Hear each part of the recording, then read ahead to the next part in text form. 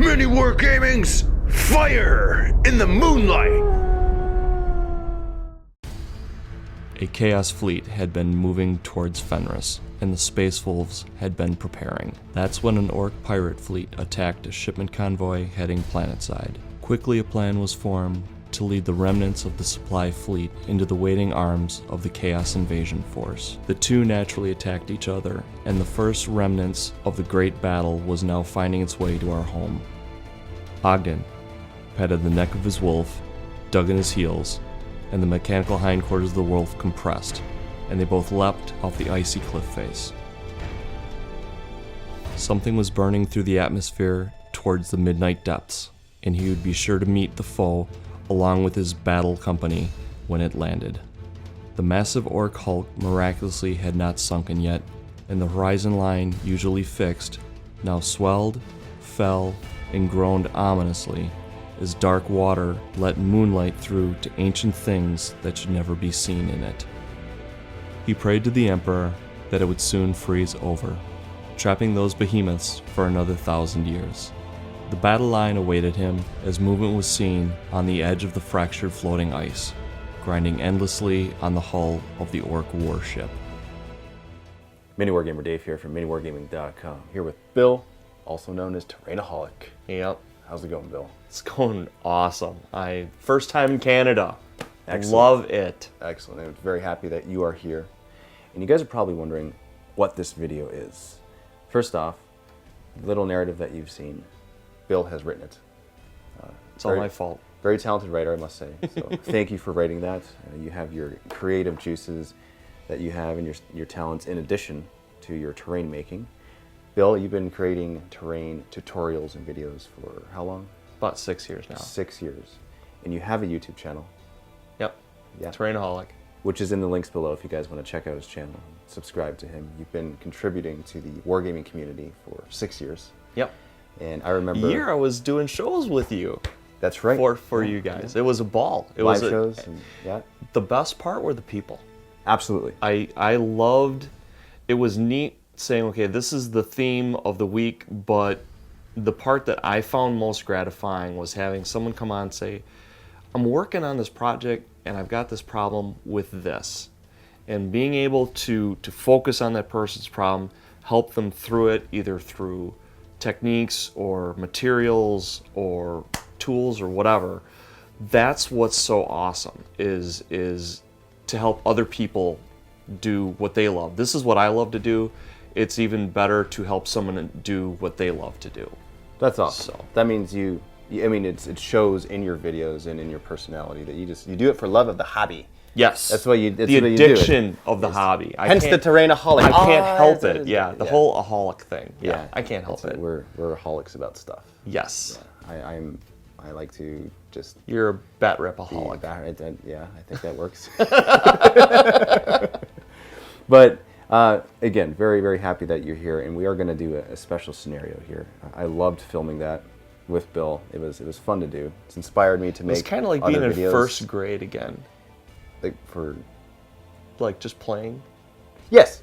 It was kind of like being in first grade. I can agree with that. Totally. It's like we get a brand new box of toys. It's Christmas morning, and we're playing. That's what I love. Yeah. We're coming up with the. And then Dave brings in like the big toys, like the lights, the backlighting. Oh my God, this guy is like a production studio. Well, he is a production studio, but it's like Hollywood levels of wargaming production studio. Well, you are very kind with your words, sir. So thank you very much. I will accept the compliment, and we certainly have a long ways to go, but we try our best. I'm impressed. So thank you very much. And so the terrain that you see before you right now is a special terrain set that Terrainaholic Bill has made, and we're battling on it. And the narrative, I love the narrative. So there's what is it? It's chaos versus orcs in space, battling each other, and chaos wins.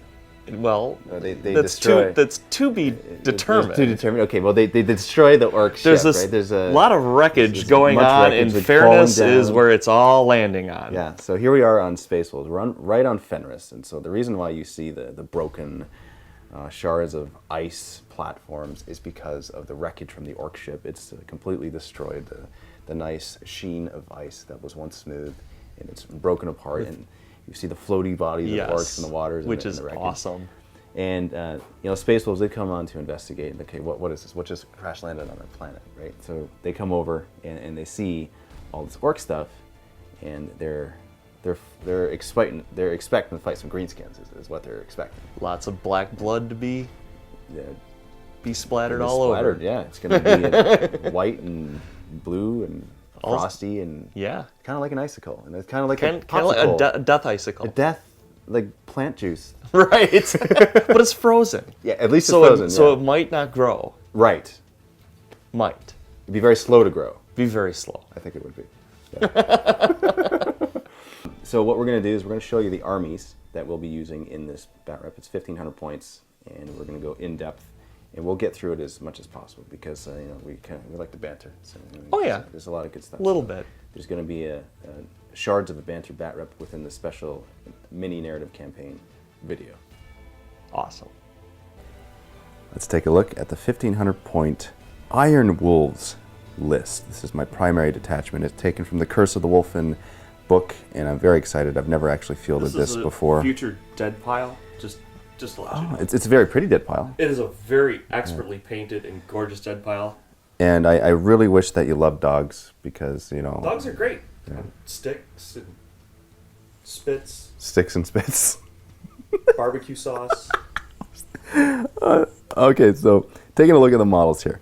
We have, as my HQ, we have a Wolf Lord.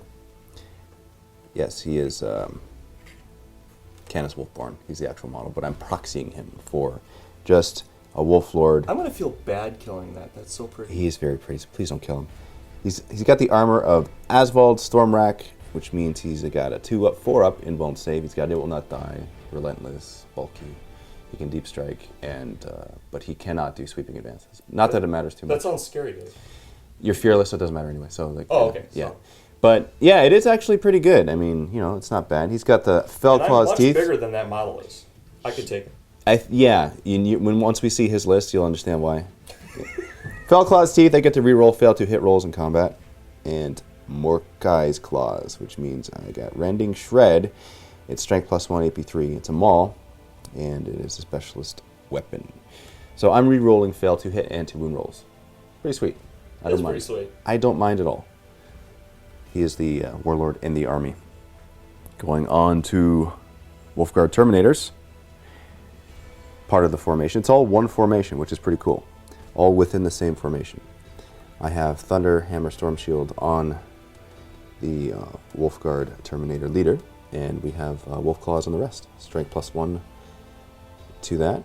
Shred. And inside their transport, which is just a regular Land Raider, we have WYSIWYG.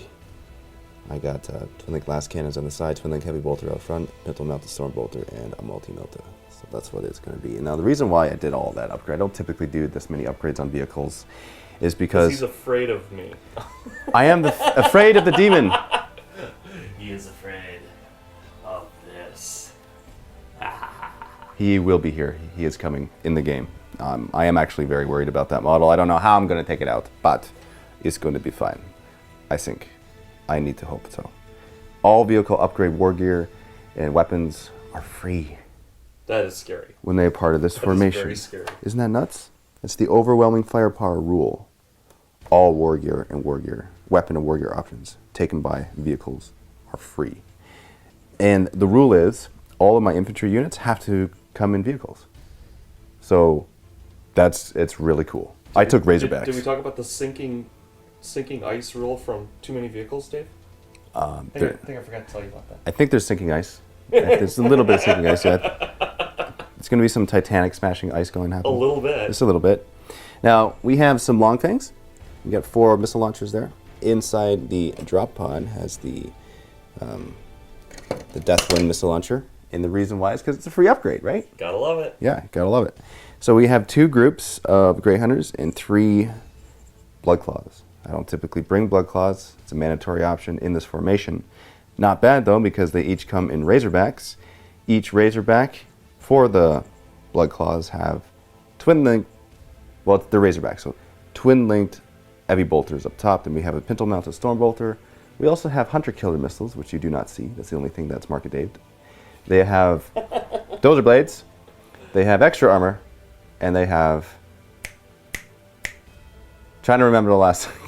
It's like the last upgrade that you already flabbergasted me. It's how like do you remember all this stuff? I need to remember more. That's for sure. It's amazing you remember what you do, man. So there's that. Now the actual guys themselves, they don't have anything. They're just straight up dudes. Okay. Yeah, they don't have any chain swords. Yeah, Come on, you know. I mean, they got bolters. You know, that's all. Oh, they that's got. right. That's right. That's all they got, right? Now for the Grey Hunters, same thing. Every dude is the exact same. Like you see this banner, you see the wolf claws. That's not actually there. That's okay, reverse. I feel much better now. It's reverse WYSIWYG. It's market day for sure.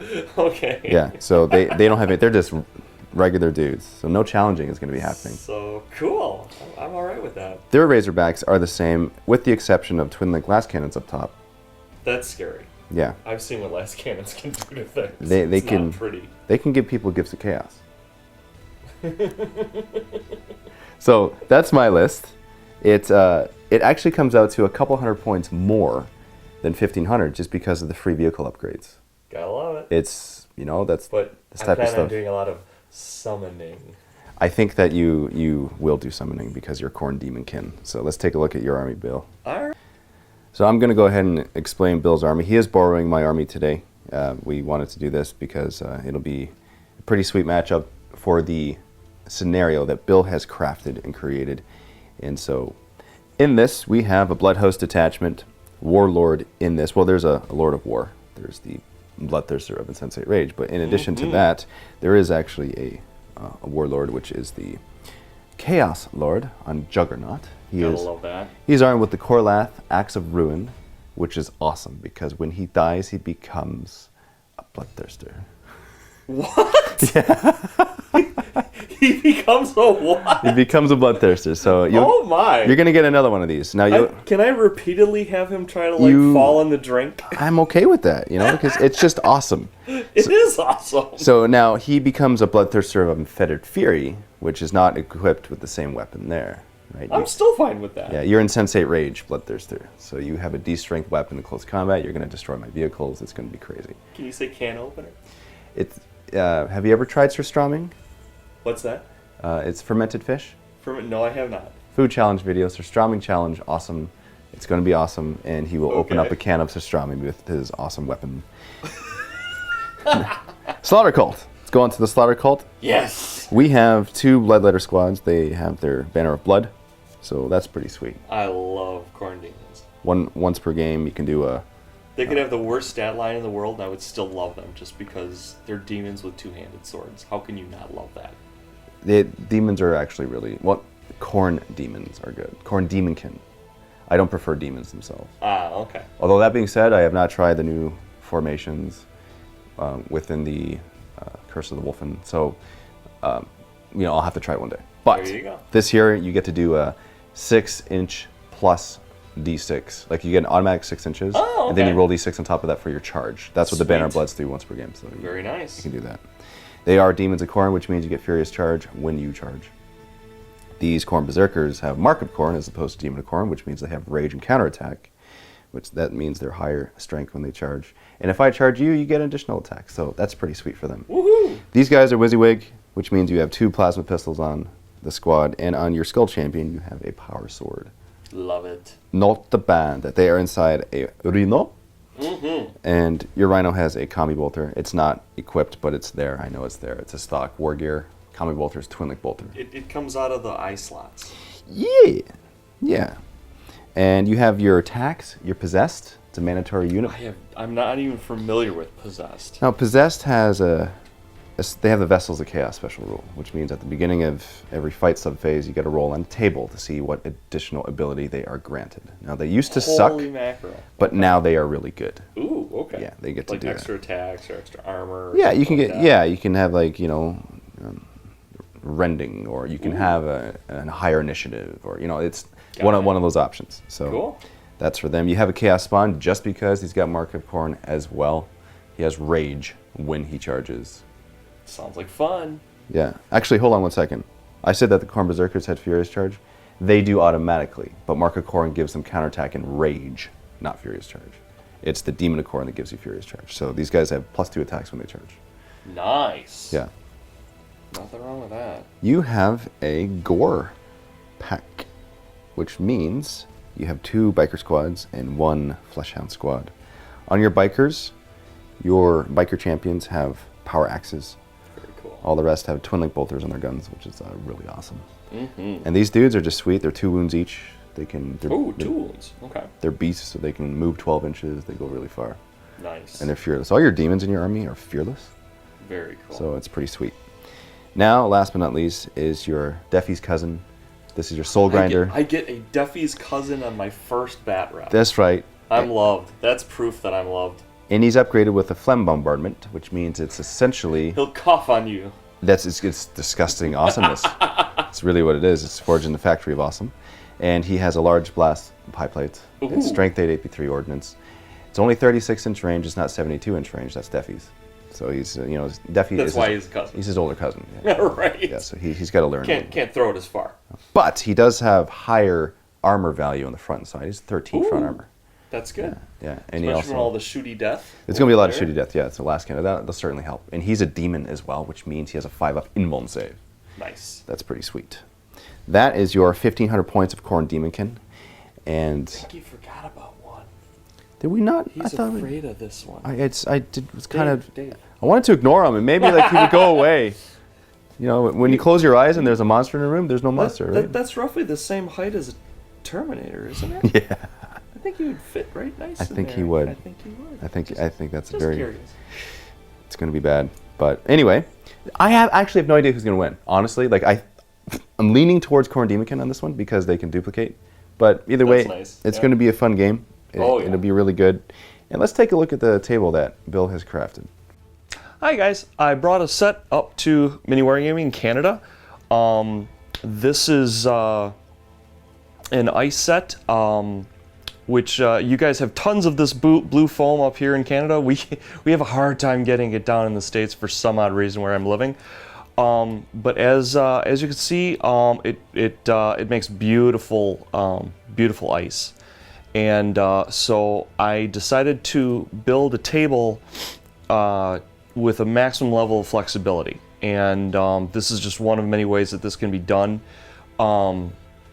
There's a number of different types of mats you can put below it for this to have various effects.